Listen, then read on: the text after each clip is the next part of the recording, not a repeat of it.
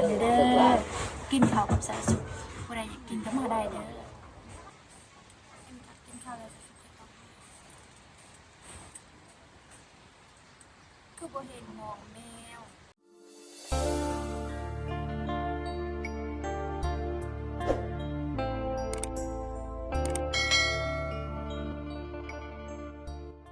สบายดีเด้อ FC ทุกคนมื้อนี้บรรยากาศตอนเช้าทุกคนเช้าสุกกาสิกินข้าวหลังจากเช้าสุกกินข้าวแล้วเช้าสุกกาสิออกหายทุกคนออกมาเบิ่งหายทุกคนแดมเบิ่งกันไปเด้อตอนนี้ก็บ่มีหันกินแบบมะเขือทุกคน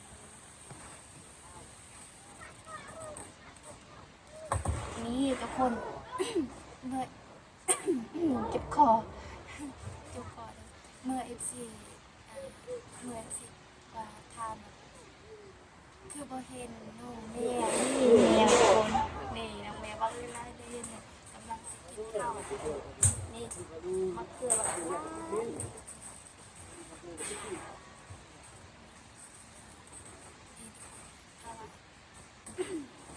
ถ้าว่าเขาซื้อในตลาดประมาณ50คันที่อยู่ส่วนสุดๆแต่ว่าเขาเก็บให้เขาอยากกินร้านนี้ก็กินบ่หมดทุกคนถ้ากินเบิดแล้วเก็บที่ตู้นี่ก็ได้หลายเลยอะไรมาเด้อ FC ทุกคนกินข้าวกันเด้อกินข้าวกับสารสุขผู้ใดอยากกินก็มาได้เด้อมาก็ยาวไปยาวเติมนี่น้องเมียทุกคน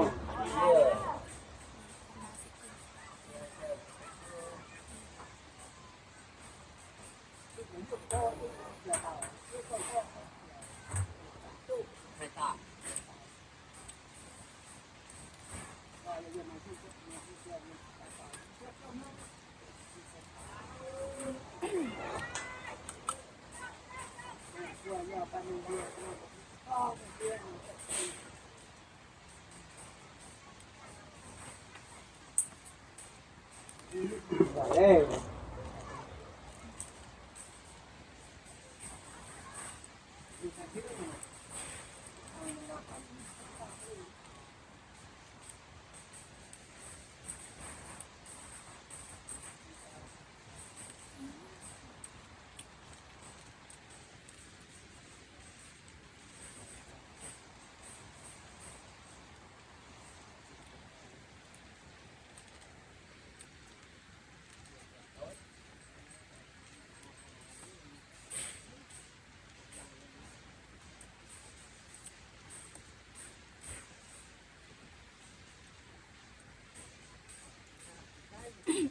เอาเวลาเลยแม่ทุกคนตอนนี้เจ็บคอนะเจ็บคอนะ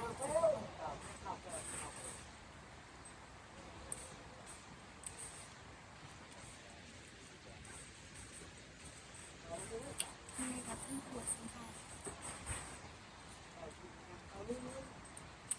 กินข้าวแล้วจะสุขภาพ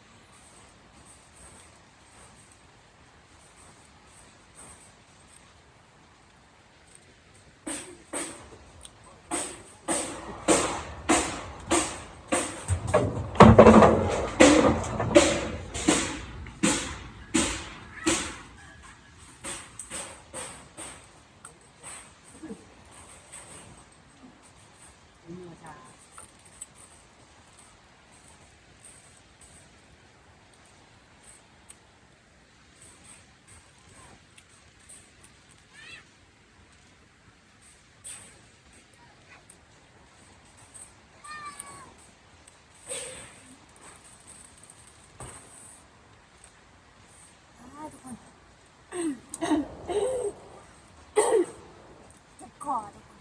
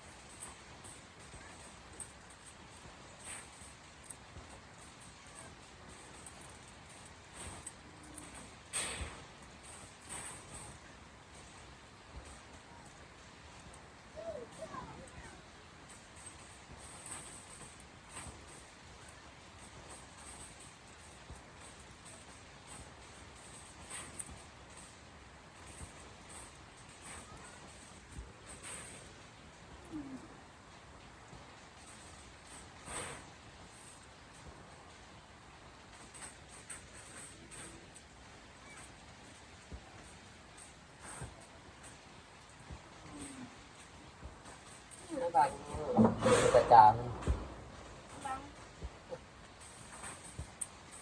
เร็วเป๊ะมาไม่กระโดดมันผัดไปคือมันจะจางใส่ มีทุกคนเนาะใหม่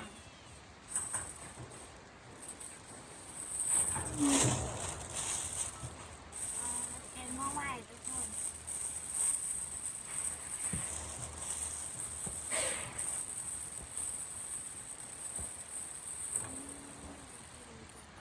แซ่บเลยคนไหนก็กินประมาณนี้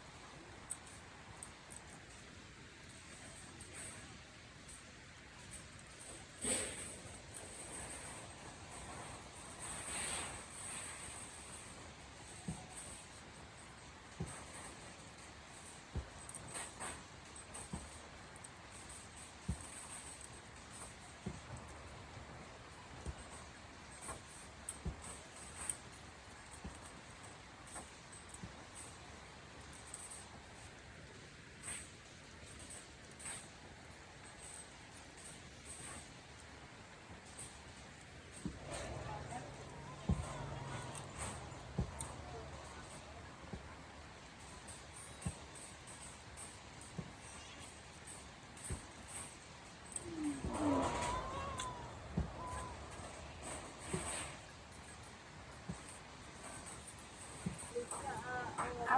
ทุกคนเอาFC ทุกคนตอนนี้สาวสุก็กินข้าวกินน้ำแล้วทุกคนหลังจากนั้นตอนนี้สาวสุก็แบบให้นัวไปก่อนทุกคนแล้วสาวสุก็ไปตำดังเพราะว่าพอสุกก็เรียกนัวทุกคนส่วนสาวสุกเองก็สีออกให้ทุกคนออกมาเสียกับซอยมาเป็นมีสาวสุก2 คน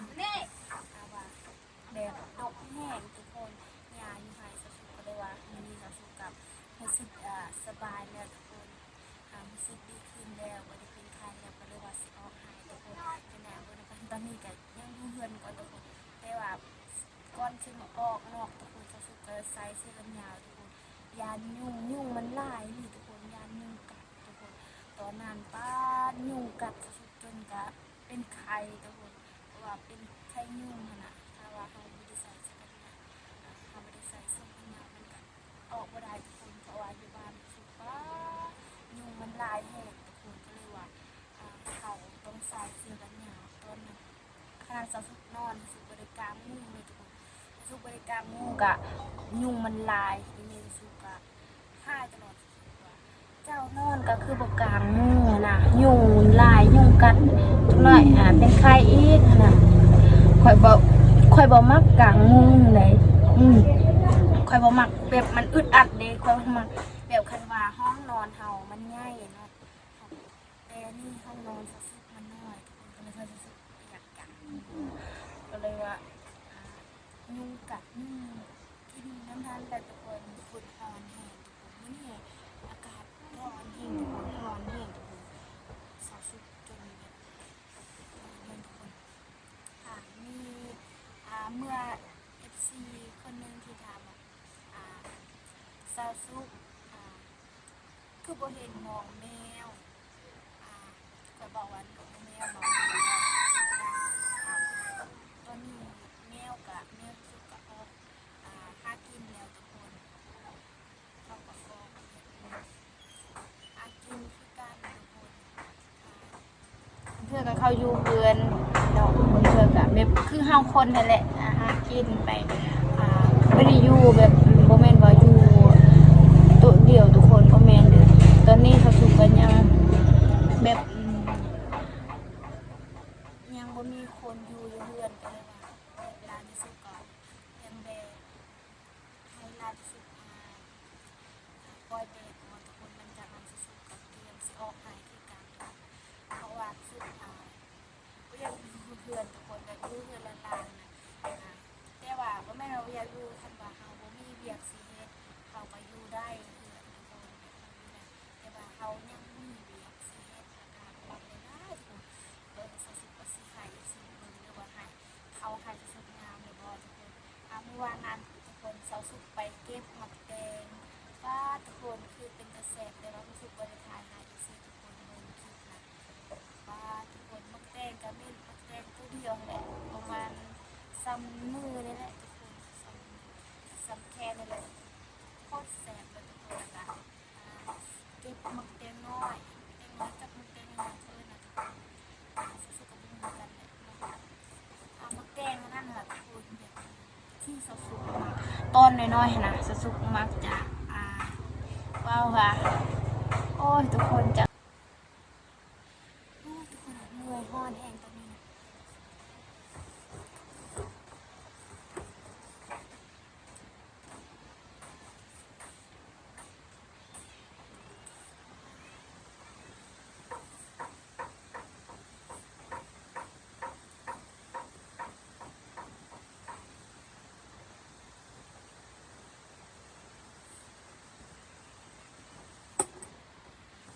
เมื่อยแห้งทุกคน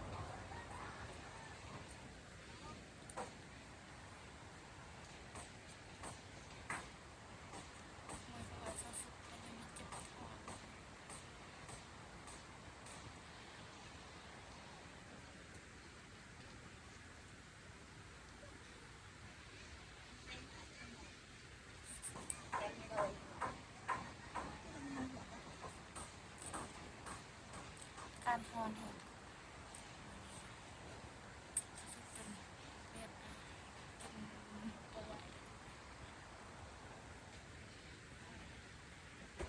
ฮอนแท้ฮอนนี่ก็คือจะสุดว่ามาเนี่ยทุกคนบอกหลายเลยทุกตอนนี้สุกยังบ่ทำสิออกมา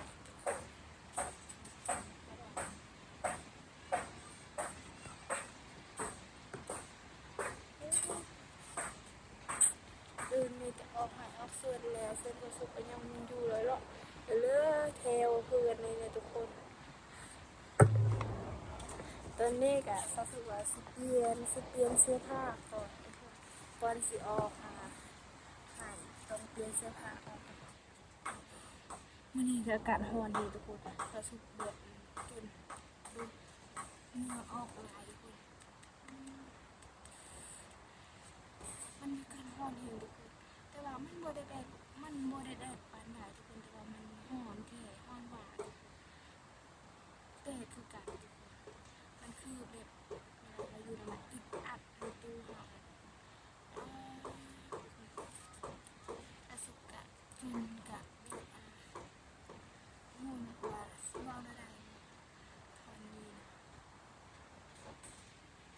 บางคนที่ว่า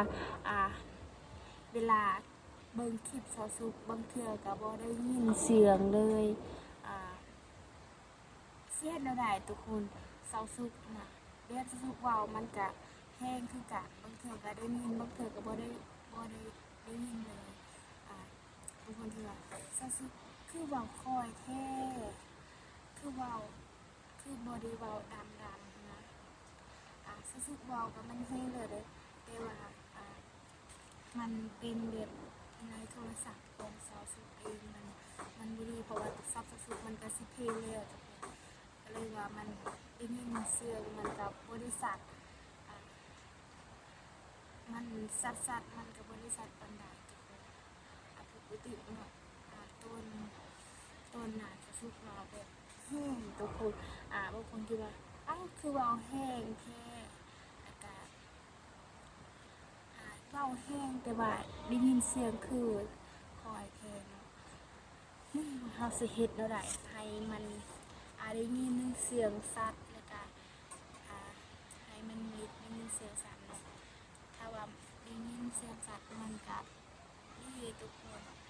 ที่ว่าFCหลายคนเนาะที่ว่ามาเบิ่งคลิปประสูขนาดทุกคนก่อนจะมาเบิ่งคลิปต่อไปก็ฝากกดไลค์กดแชร์กดติดตามเด้อสาวสุกก็สิเว้าให้ FC ทุกคนที่ว่ามีแบบดีการหัดแบบที่ว่าสาวสุกรู้สึกดีขึ้นแล้วก็บ่ได้เป็นไข้ก็เลยว่าสิออกหายมื้อนี้ทุกคนแบบเบิ่งข่าวรู้สึกว่าสิงามเด้อบ่ทุกคนเพราะว่าใส่หน้านี่ทุกคนก็เลยว่าสิออกหายนะปกติน่ะสาวสุกก็บ่สบายสุกก็อยู่เฮือนทุกคนตอนนี้สาวสุกก็กินข้าวกินน้ำแล้วก็เลยว่าสิเตรียมสิไปคือกันทุกคนนี่ทุกคนบอนนี้ก็คือห้องนอนสาวสุกนี่ทุกคนห้องนอนสุกก็น้อยทุกคนผู้ว่าFCทุกคนว่าสิได้ยินบ่เสียงสุกนี่นะเพราะอันนี้สุกก็ถ้าว่าเฮาอยู่ใกล้ๆกับโทรศัพท์สุกนะบางเทื่อก็บ่ได้ยินบางเทื่อก็เฮาอยู่ไกลบางเทื่อก็บ่ได้ยินเลยเสียงนะบางเทื่อก็คือว่าแบบคอยนะทุกคนแต่ว่าที่สุกว่ามีแต่แห้งเลยทุกคนทุกคนที่ว่าเจ้าคือบ่ได้เว้าแห้งจ้าคือเว้าคอยแท้คอยเว้าก็แห้งอยู่แล้วได้สิเนาะสำหรับสงสารสุกเองเป็นแบบนึงแบบนี้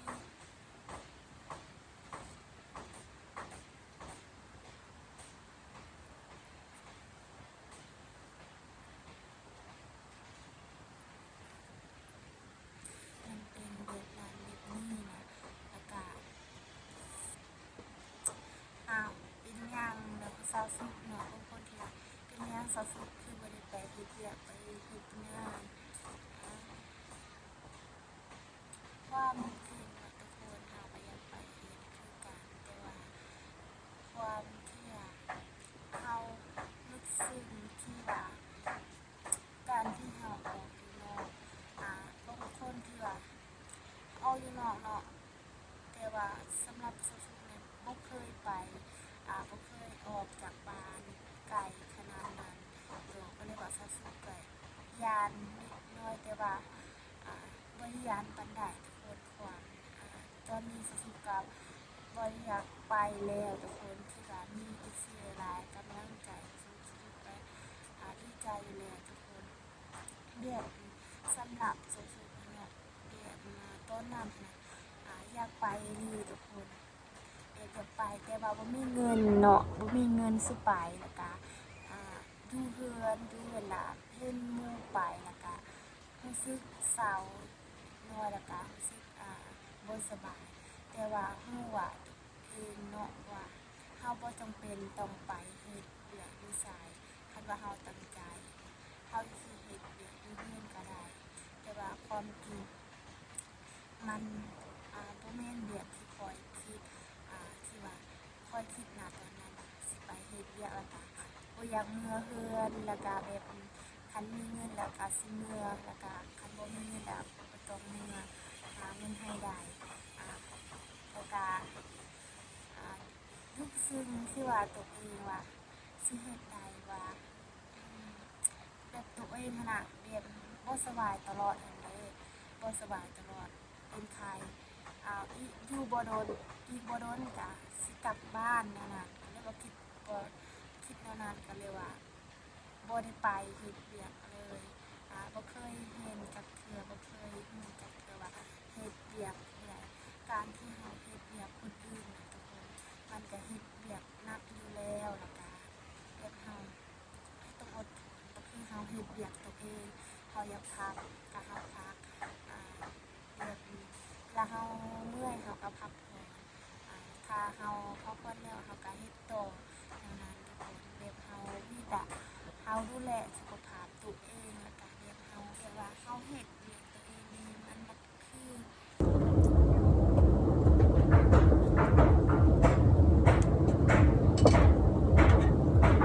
ทุกคนที่ว่าหลังจากนั้นคิดแล้วคิดดีแล้วแล้วก็แบบรู้สึกเข้าใจกับตัวเองแล้วแล้วก็แบบรู้สึกเข้าใจแล้วกับตัวเองเนาะว่าเอ๊ะมันก็คือเนาะที่ว่ามีอายที่ว่าบ่ให้ไปเนาะแล้วก็แบบบ่ให้ไปยามลำบากรู้สึกแบบนั้นมันก็ค่อยบ่ย่านเลยไว้ค่อยบ่ย่านเลยว่าสิลำบากว่าสิเฮ็ดเวียกหนักส่ำใดก็ต้องสู้เพราะว่าเฮาเป็นคนทุกคนอยากเฮาเข้าใจอยู่แล้วว่าเฮาความลำบากของเฮาความทุกข์ของยากเฮาต้องบ่ย่านลำบากบ่ย่านบ่ย่านเลยว่าเรื่องที่ว่าเฮ็ดเวียกหนักหรือว่าสิลำบากส่ำใดบ่คิดเลยนะเพราะว่าเฮาอยู่เรือนอยู่บ้านเฮาก็คือกันเดี๋ยวเฮาเฮ็ดเวียกคือกันแต่ว่าเฮาอยากหาเงินที่ว่าก็เลยว่าตอนนี้นะข้อยบ่ได้ไปเฮ็ดเวียกเลยแต่คนอื่นเนาะที่ว่าหมู่บ้านสาวบ้านข้อยแถวเมืองนอกนี่ก็เขาก็เฮ็ดเวียกได้แต่ว่าสำหรับสาวสุขบ่ได้เฮ็ดเวียกเลยบ่ได้เฮ็ดเลยแต่ว่าเฮ็ดแต่เวียกอยู่เรือนเนาะบ่ได้ไปเฮ็ดงานอยู่ไสบ่ได้ไปรับจ้างผู้ใดสัมพรเลยเนาะที่ว่าเขาสู้กันเนาะที่ว่าเข้าใจความรู้สึกเดี๋ยวก็ได้ว่าคือสิถูกสำบายแล้วก็ลำบากสำบายแล้วก็บ่ซนดอกถ้าว่าเฮาไปเฮ็ดเวียกหรือว่าเฮาเฮ็ดเวียกคนอื่นเนาะที่ว่าเพื่อนหรือว่าเฮาออกจากบ้านจากไกลไปบ้านเฮาสิ่งที่เฮาบ่เคยเฮ็ดแล้วก็แบบพัฒนาของทางตัวเองเนี่ยแล้วก็แบบเฮาเฮ็ดเวียกแต่ว่ามีหรือว่าหัวหน้าที่ว่าหัวหน้าเนาะที่ว่าใจดีกับเฮาหรือว่าเขาจะดีกับเฮาหรือเขาจะดีกับเฮาแบบเวลาเฮาเฮ็ดเวียกมันก็ให้พักผ่อนตลอดแบบเฮารู้สึกบุญแล้วบุญตัวเองแล้วเนาะเรียกว่าที่ว่าเฮามีคนที่ว่าดีใจกับเฮาในนั้นเนาะเฮาเป็นคนหนึงคือว่าบ่อยากเพราะว่าเฮารู้ตัวเองว่าตอนเฮายังน้อยตอนเฮาอยู่บ้านเฮาก็มันก็คือกันมันก็ทุกข์อยู่แล้วแต่ว่าเฮาความตั้งใจเฮาบ่อยากตกลำบากสำหรับสุขเนาะบางคนที่ว่าเจ้าเอาคือบ่อยากลำบากคือว่าบ่อยากทุกข์ข่อยก็ทุกข์อยู่แล้วข่อยบอกว่าข่อยก็ทุกข์อยู่แล้วว่าเพื่อนก็ข่อยบ่มีแล้วก็ขนาดว่าค่อยสิมีเครื่องซื้อเครื่องงามๆคือคนอื่นก็ยังบ่มี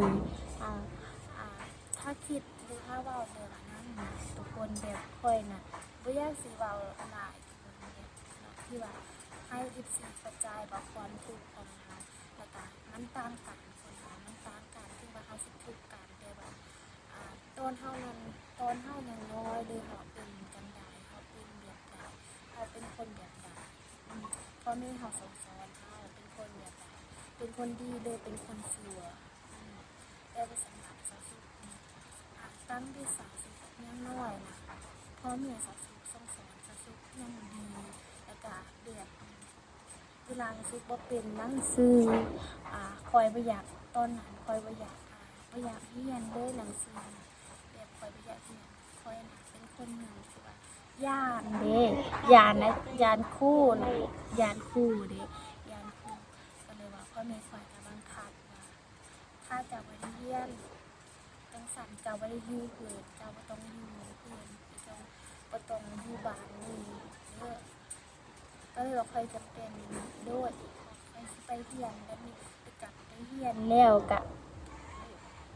ครูฮู้ว่าค่อยย้านครูเนาะครูก็เฮ็ดให้ค่อยย้านค่อยก็เฮ็ดย้านเด้อทุกคนหลังจากนั้นทุกคนแบบเนาะสรุปสิว่าให้สิเข้าใจเนาะว่าเขาเด้น้อยขนาดมันเป็นจังไดแล้วก็แบบความเดือดตอนนั้นตอน20ยังน้อยอายุบ่แม่นว่า20ก็สิว่าพ่อแม่คิดบ่แม่นเลยแกว่า20ก็เป็นว่าพวกเขาสิหาคอยจะว่าพวกเขาให้คอยตั้งใจนะคอยรับฟังให้คอยเป็นคนดีแล้วแบบนั้นเราบอกกับคอยตลอดว่าเวลาหมู่สิหาเจ้าบ่ต้องว่าผู้ใดเจ้าบ่ต้องว่าเขาเด้อเขาก็เจ้าก็อยู่ซื่อๆค่อยก็เฮ็ดตามที่พ่อแม่ค่อยบอกแล้วก็หมู่ตีค่อยแล้วค่อยก็มีแต่ร้องไห้ความลำบากที่เฮาบ่เคยอยากเดือดเฮาบ่เคยอยากที่มาสุดๆบ่เคยอยากลำบากบ่เคยอยากทุกข์เพราะว่ารู้ตัวเองแล้วตั้งที่ค่อยเกินมากับเป็นคนทุกข์เป็นอย่างนี้แหละแต่ว่าบ่ฮู้ว่าสุดว่าสิได้สิ่งที่ดีหรือบ่หรือว่าสิได้คือคนอื่นหรือกันหรือบ่พอใหญ่แล้วสุดก็คิดตลอดมาตลอดตอนนี้คิดว่าเขาใหญ่แล้วอยากเฮ็ดสิ่งที่ว่าจำเป็นที่ต้องเฮ็ดแต่ว่าหลังจากนั้นเนาะตอนสุดน้อยๆมักห้องไห้แล้วก็เวลาอยากเข้าแล้วก็บ่กล้าบอกพ่อแม่บ่กล้าบอกเลยบ่กล้าบอกว่าอยากกินบ่กล้าบอกว่าพ่อแม่คอยอยากกินข้าวแล้วบ่เคยบอกกับเพื่อนเลยนะเวลาอยากเข้านะมีแต่ร้องไห้อย่างเดียวทุกคนคันว่าคอยอยากเข้าคอยร้องไห้อย่างเดียวเลยคอยนอนแบบนอนถ้าเว้าเรื่องนี้ทุกคนสุดจนสิร้องไห้คือกันจนสิร้องไห้เรียกว่าคันสุดเว้าเรื่องนี้เว้าเรื่องที่ว่าสุดบอกว่าความทุกข์ของสาวสุดทุกคนบ่มีภายดอกที่ว่าความคือสาวสุดง่ายแล้วคือว่าเข้าใจทุกเรื่องทุกคนต้นน้อยๆเวลาสุดอยากเข้าแล้วเมื่อแต่ว่าหรือว่าสุดตนน้อยๆมักสิออกหากินแล้วก็เต้นน้อยๆมักหากินแล้วก็หรือว่าหาหน่อไม้ทุกมื้อทุกวันบ่เคยขาดเลยเรื่องอาหารนะได้จากนั้นหาเองเฮ็ดกินเองทุกคนส่วนพ่อแม่ทุกมื้อก็มันกำลังสิแกงแล้วหรือว่าต้มแล้วก็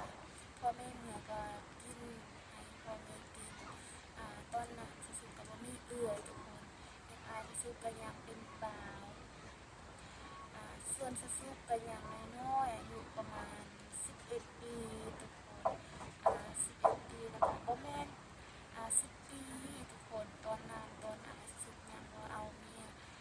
10ปีประมาณ10ปี11ปีแล้วทุกคนตอนสุดนะยังบ่ทันเอาเมียก็ตอน11ปีแล้วหลังจากนั้นทุกคนหลังจากนั้นแบบที่ว่าเวลาอยากเข้านะมีแต่ห้องอย่างเดียวส่วนพ่อแม่สุดก็จำจนสาวสุดใหญ่ก็ยังฮู้โตว่ารู้สึกสาวสุดมันเป็นจังไดเขาสังเกตตลอดว่าสาวสุดอยากได้หยังนะทุกคนตรงได้แต่ว่าสาวสุดบ่ต้องการดอกที่ว่าพอใหญ่แล้วนะบ่ต้องการที่ว่าสิ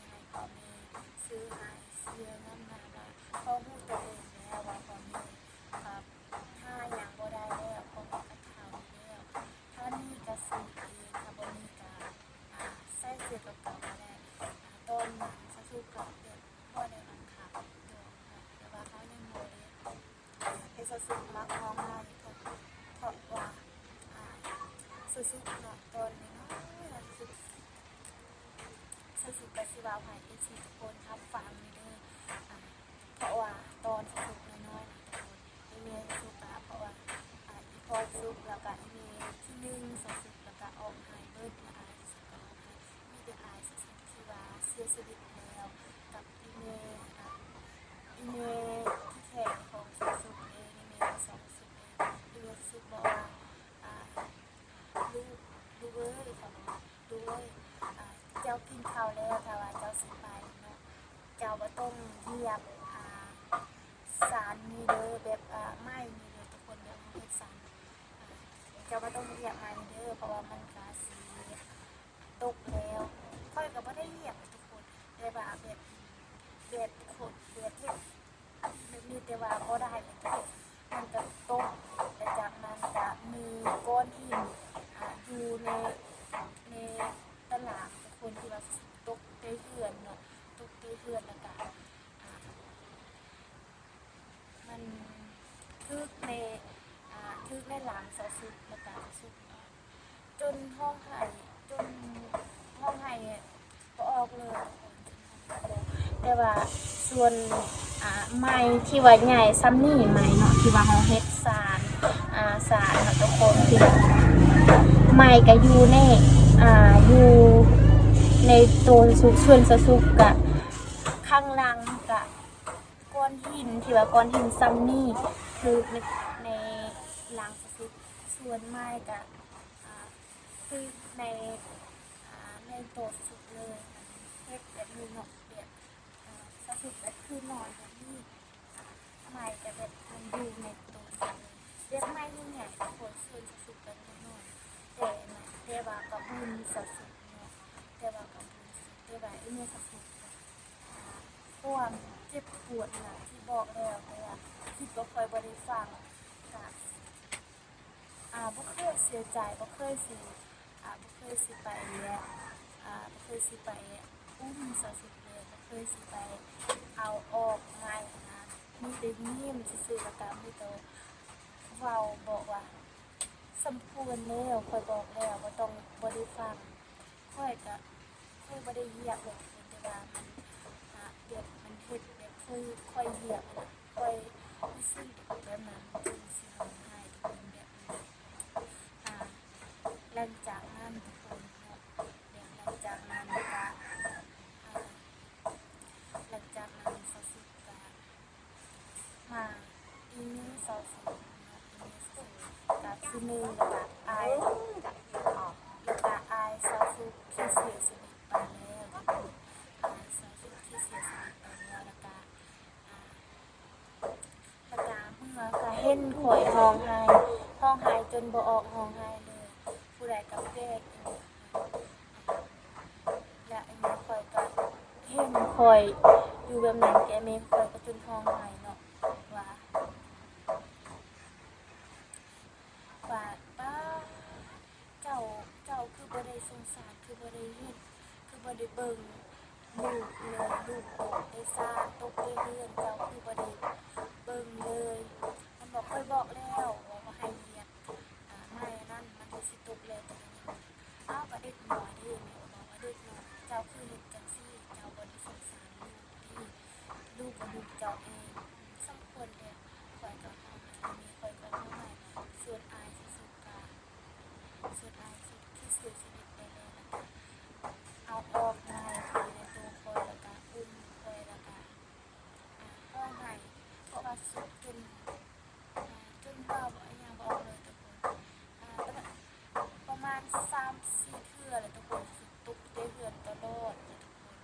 แต่ว่าบางคนที่ว่าสุดนะเป็นคนแบบที่ว่าบ่ดีแล้วเพราะว่ามีแต่ตกได้เหือนแล้วสมองบ่ดีแล้วแต่ความจริงสุดบ่ฮู้ทุกเรื่องทุกคนแบบ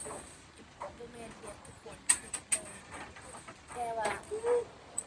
สิเว้าแบบนี้มันบ่จบเรื่องที่ว่าสนิทว่าเนี่ยคนหลังจากนั้นที่ว่าคอยร้องไห้กลางคืนนะคะกลางคืนที่ว่าประมาณ1 โมง 2 โมงแล้วส่วนพอคอย อยากให้ค่อยห้องให้นะเรียบค่อยห้องให้ค่อยอยากนอนกับมีค่อยแล้วกันเรียบมีค่อยเป็นเพื่อนพี่น้องเนาะเพื่อนพี่น้องเรียบหน้าสาวสุดแบบมาอยู่บ้านสุดเลยว่าเมียสุดก็อยากเป็นพี่น้องกันดีแล้วก็อยากคิดฮอดน้องก็เลยว่าไปนอนนานแล้วก็สุดไปอยากนอนนับที่เมียสุดที่สองที่สองก็เป็นที่สองที่หนึ่งแล้วก็ห้องไหนพอสุดกันดึงสุดห้องได้แล้วก็อุ้มสุดลาเปิดประตูแล้วก็เอาไว้สุดดูตารางคนเดียวสุดก็ห้องให้ประตูเขาก็ล็อกเบิดแล้วแล้วก็ไม่ได้เอิญนะแบบไม่ได้เอิญเขาไม่ให้ขึ้นเดินในเรือนในการสุดไปตามอยู่ในตารางเนี่ยทุกคนไม่มีคนที่ว่าไม่มีคนที่ว่ายังบนนอนมีแต่นอนเบิดเพราะว่าประมาณ2 โมงเนี่ยทุกคนที่ทุกคนอยากนอนแล้วสำหรับนอนเรียบร้อยแต่สำหรับสุดมีแต่ห้องให้เดียวนะคะมีสุดได้ยินสุดห้องให้ลงจากเพื่อนตามมาขึ้นสุดการนอนสุดการนอนสุดคิดแล้วนะทุกคนแบบก็เคยจะคิดว่าความหนักความถูกสุดตัวไม่หน่อยแรกเลยตัวไม่หน่อยตามข่าวแล้วก็เมื่อตามข่าวสอนมูบอกว่าจะตามข่าวค่อยแล้วค่อยก็ตามซอยจ้ะแนวตามข่าวมูแล้วมูก็อยากตามซอยมูตัวสุดมีทุกคนตัวสุดเลยแต่ว่าสุดก็คิดว่าถ้าว่าค่อยมีวาสนาที่ค่อยคงจะบริเหตุแบบนี้ให้ค่อยจะบ่เสื้อคนอื่นง่ายแล้วก็เรียบค่อยจะไม่ได้แต่ว่าค่อยเนาะใจอ่อนแค่ทุกคนแต่ว่าเวลาผู้ใดด่าค่อยแล้วผู้ใดอยากเบิ่งไปแล้วก็เฮ็ดดีกับค่อยก็ไม่เฮ็ดดีกับเขาคือเก่าทุกคนค่อยจะมาฝากเขากันว่าเหตุผลคือการบอกที่ว่าสุดวาวแบบนี้ทุกคนว่าคิดแนวใดก็กับเศร้าสุขนะทุกคนที่ว่าคนหนึ่งที่ว่าบ่ยามลำบากพยายามเลยที่ว่าอยากสู้ชีวิตแบบต่อไปทุกคนคลิปนี้กับเศร้าสุขกับสิให้ FC ทุกคนมาเจอกันผู้ใดอยากเห็นสุขออกให้กับเขาบ่ไลค์ก็ใส่เด้อ